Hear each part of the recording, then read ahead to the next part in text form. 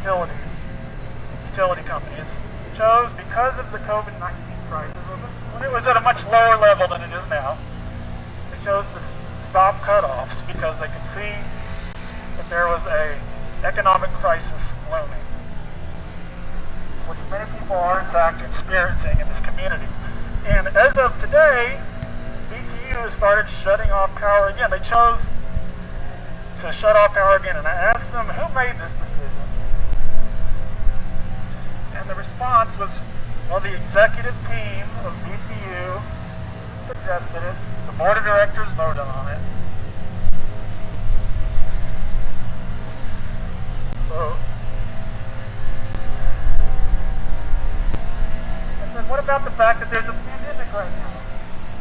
That there's nearly 1,000 active cases in the county. Far more than that if you count the ones that are not.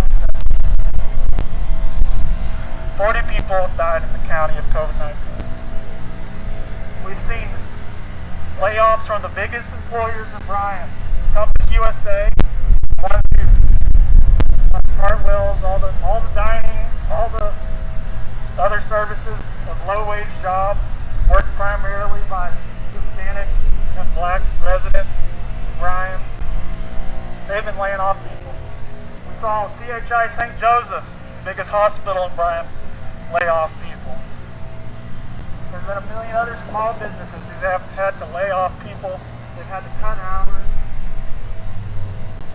And in that context, successful businessmen on the board and businesswoman on the board, the executives who, as far as I know, are still making over $150 a year, they decided it would be appropriate to start cutoffs. The hottest week of the year so far was when they announced it. And I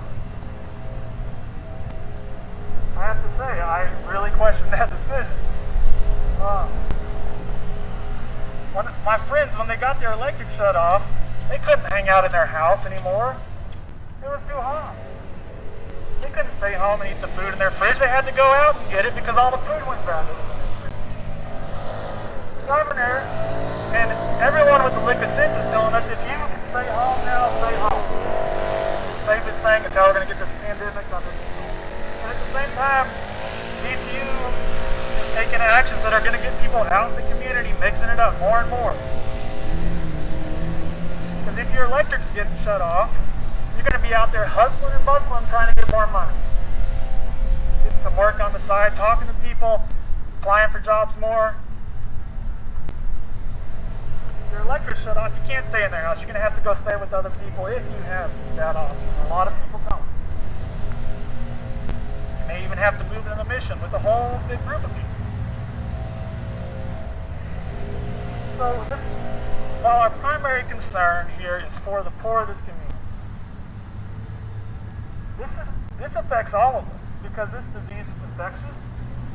And people having to leave their homes, it could lead to the next case getting into a nursing home because that's how infectious disease works. So BTU is not just trampling on the poor of this community, not just putting incredible stress upon poor families and individuals. They're also putting all of our health at risk. They're putting the lives of the elderly at risk. And it's unconscionable. I didn't own a cell phone until a month ago when my job required it. I don't get Netflix. Before the pandemic, I don't remember the last time I went to a movie. People are not paying their bills because they're being frivolous. People are not paying their electric bills because they want to be able to feed their children.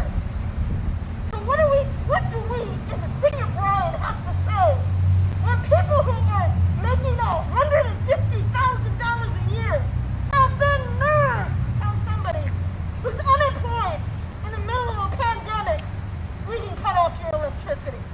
Shame on you, City Council. So it was about 11 years ago. I was serving at the Field Park Potluck Meal, some of y'all know about.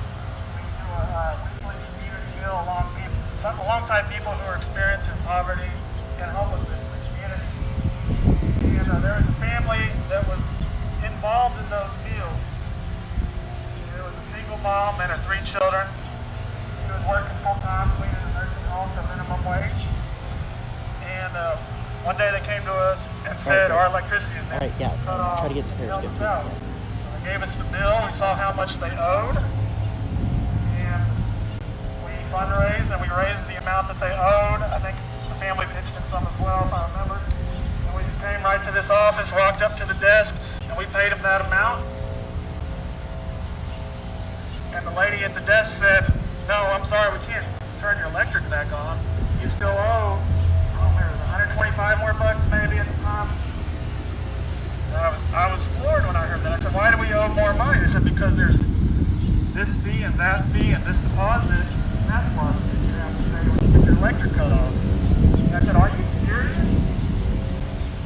You're seriously going to charge someone who didn't have enough money to keep their electric on? You're going to charge them over $100 more?"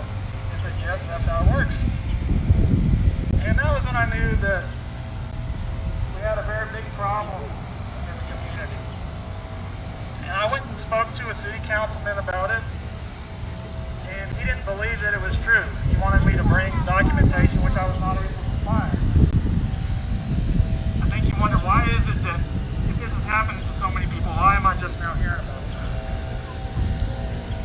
Then I went and I spoke with an official at BTU at the time, and I was told it was his feelings that if they didn't have these steep penalties, then people would just let their electricity get cut off.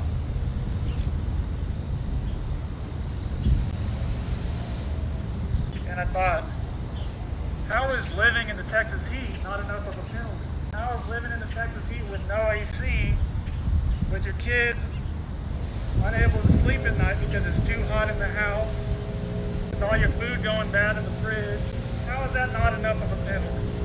Who is choosing that? And that's the narrative we often hear. We hear that people are just making bad decisions and they're choosing to let it get cut off. And that's just not the truth. That's just not the truth.